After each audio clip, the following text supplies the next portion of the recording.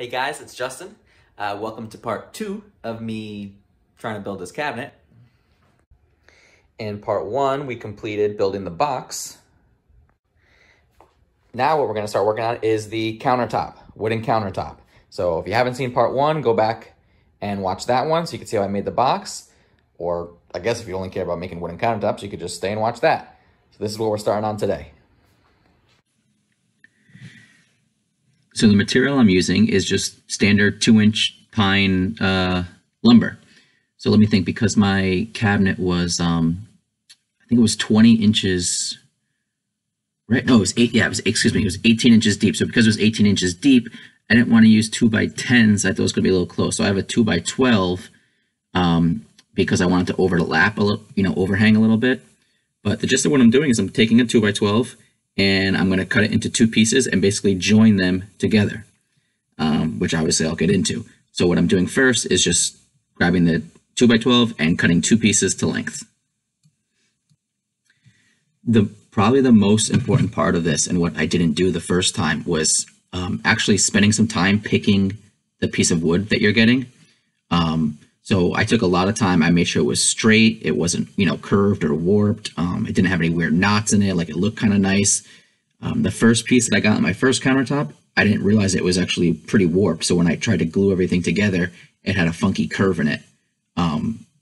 So, I mean, as nice as I could have made it, it cost me so much extra time just because I didn't spend time finding the nice piece. So definitely when you're in the store picking it, make sure your piece is as straight as it can be.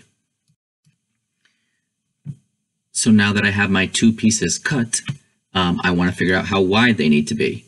So what I'm going to do is measure the depth of my counter space, of my box. I want it to overlap a little bit, so I'll probably add maybe I think I add 3/4 of an inch so that it overlaps in the front. And I want my 2 pieces to be that thick. So what I'm going to do is end up shaving or ripping each piece so that when you add them together, they make that exact measurement. So my cabinet is 18 inches deep. I want to add 3/4 of an inch overlap in the front. So that's 18 3/4. So I want each of my pieces to be 18 3/4 divided by 2 was 9 3/8. So I want each 2x12, I want to rip it down to 9 3/8 so that when you smush them together, they'll total my depth, 18 3/4. So if you didn't see my last video, I'm using this Craig guide cutting tool. It's been really helpful for making straight cuts. I was finding it super hard to make straight cuts with just a skill saw. And straight cuts obviously are very important, especially if you're mushing 2 pieces together. If it's not straight or angled, they're not going to fit nicely together. So this cutter was really helpful for getting nice straight cups, again, because I don't have a table, so I'm trying to do this as simple as I can. So I have both pieces ripped to 9 3/8. I'm just kind of lining them up and pushing them together just to kind of make sure they fit nicely. I'm just going to take some sandpaper and just any high spots that I see, just sand it out for a minute. And I'm just going to dry fit all this. And I want it to fit as nicely as possible so that when I glue it and clamp it, it already kind of fits, 95% of the way. So now that I have it sanded pretty good, I like how they fit together. I'm just going to take a rag and just wipe some of the dust away. I usually put just a little bit of alcohol on the rag just to really make sure I get all the dust off. And I'm going to put a pretty good chunk of, pretty thick bead of glue. I think I'm doing 2 lines in between each piece.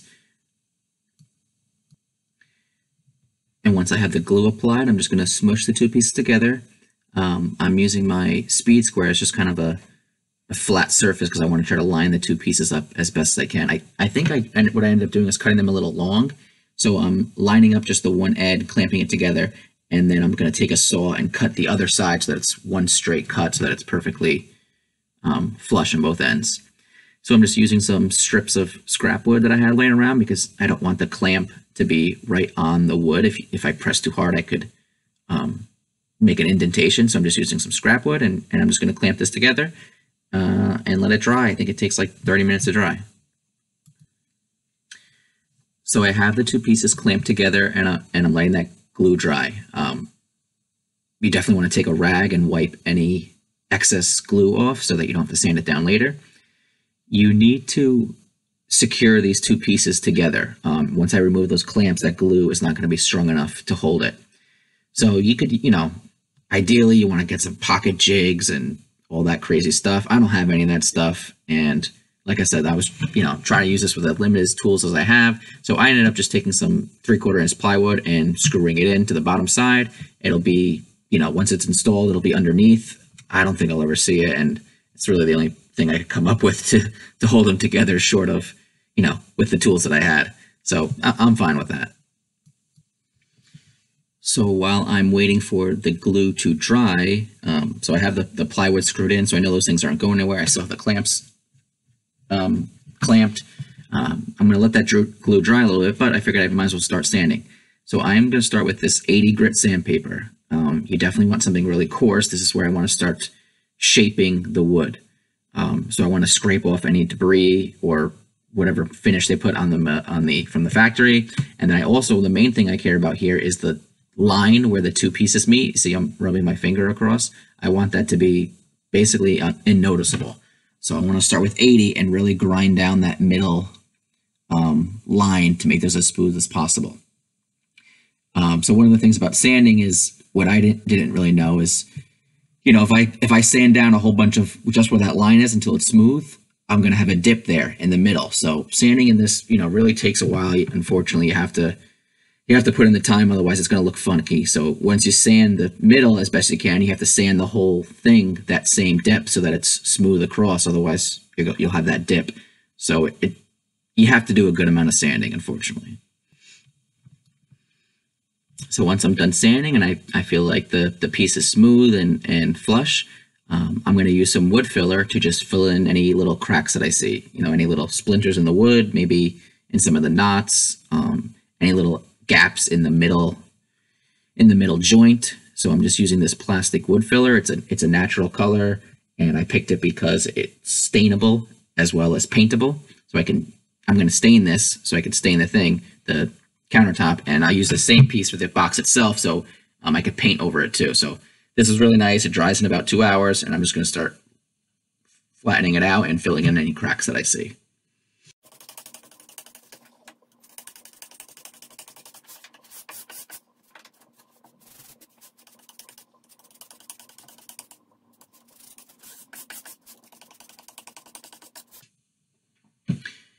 So I got the piece smoothed out. I have my wood filler all filled in and dried. Now it's time to start pretty much smoothing it out.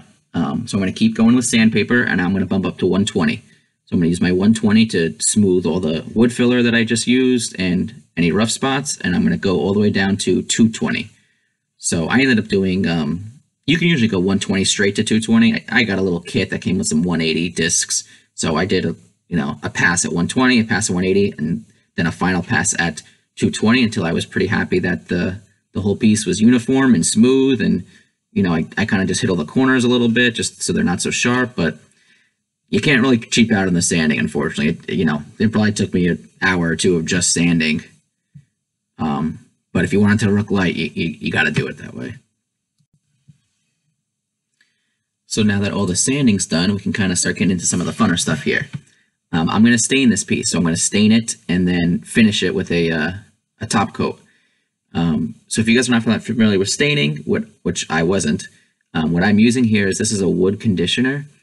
It just the wood absorbs it. So when you stain, your stain kind of spreads a little more uniformed, and it prevents any like blotching or, heavy dense marks or anything like that.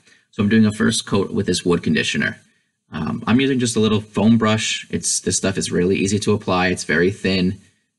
You just, you can't really mess it up. You just kind of spread it back and forth. I'm going with the grain, and I just kind of want it to look, uniform throughout, but you just take that foam brush, dunk it, and spread the stuff around.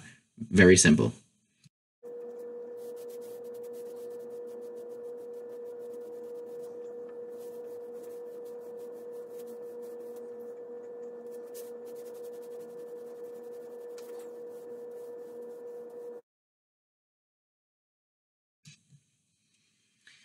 And once that wood conditioner is in there, I just kind of take a rag, wipe off the excess. I think it needs like 15 minutes or so to dry, but it's not very long.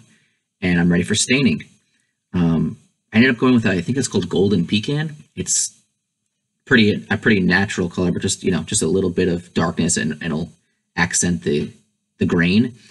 And then I'm just using a rag and just dipping it in, and just kind of, this is much more forgiving to apply. You don't have to, go with the grain. I pretty much take a rag, and I just kind of push it in there. I really want to make sure it's soaking in. So I'm not just laying it on top. I'm actually, almost massaging it into the wood. I am using a glove because this stuff will, once it gets in your hands, it will, stain, obviously. So I'm using a glove, but other than that, it's just a rag, and just in circular motions back and forth. Again, I kind of want, you can see it with the lighting. You can see if it's not uniform. So it's if you see one spot is too heavy, you kind of want to get it quick, because if it sits too long, it'll get darker than the rest. So you could see here how the section that I'm doing is pretty uniform throughout. This is probably a good time to compliment my lighting. Believe it or not, my mom just got me this lighting stand, and I'm watching it and like, what a difference it makes. So thank you, Mom, for that lighting. If you don't know who my mom is, you could pretty much look at any one of my videos, and if you see a comment like, wow, you're so talented, or oh my gosh, that looks so easy, I could try that at my house now, that's her, for sure. For sure. So thank her for the lighting. So once my stain is pretty much uniform, I got all the sides, I'm not letting it sit very long. I don't want it to get super dark, so I'm only letting it sit for about 2 minutes before I wipe off any excess with a clean rag.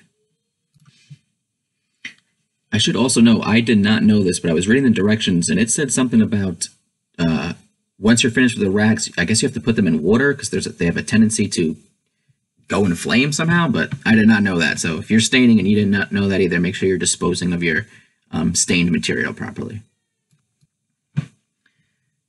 But there's the piece so far, stained. So now that I use that wood conditioning, you can see how smoothly and how uniform the stain looks. There's no dark spots, there's no heavy blotching. It looks like it's one smooth coat all the way across.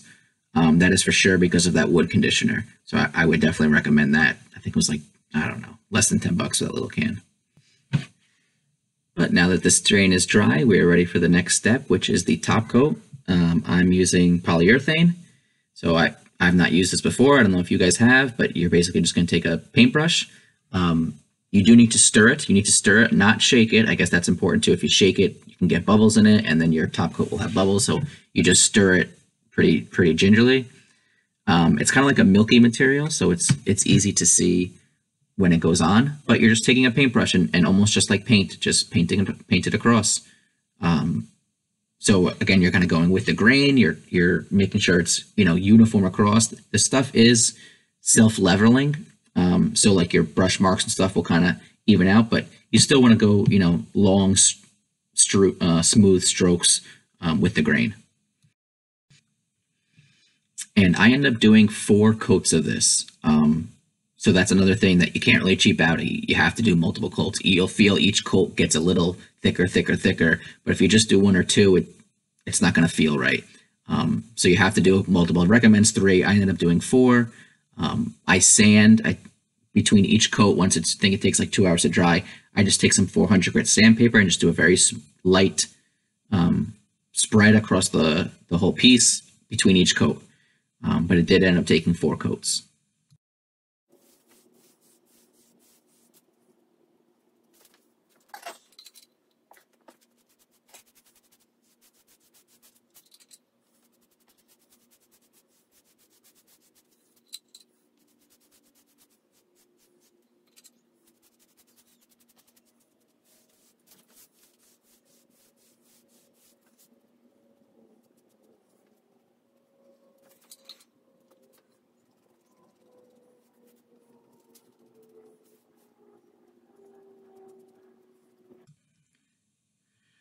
But there it is, finished product. I feel like I say this every time, but it's always so crazy how fast it is once editing is done. But this took me, I'd say it's probably 8 hours, but it's a little longer because you have to wait for glue to dry and then stain to dry and then each layer of polyurethane to dry. So it's a lot of like a little bit of work here, wait 2 hours, a little bit of work here, wait 2 hours. But but I just think it looks so cool. It's so fun to me to kind of do something on my own, and you know, I know it's not perfect, and I know you can't go to a furniture and sell it, but for what I'm going for, you know, I'm totally happy with it. And I think it's just so cool to make it yourself, and it's fun. It's fun doing it and learning new things and messing around with wood. So I hope that was helpful to you. I hope you know, you don't have to do it exactly like how I did it, but it's just kind of cool to see somebody do it a certain way. Especially, you know, what I'm always proud about is just a little bit of tools that I have to get it like that with, you know, very little tools that I like. So, you know, good luck, and leave me any comments if you try it yourself or if you do anything similar. And thanks again for watching, and good luck with your projects. Bye-bye.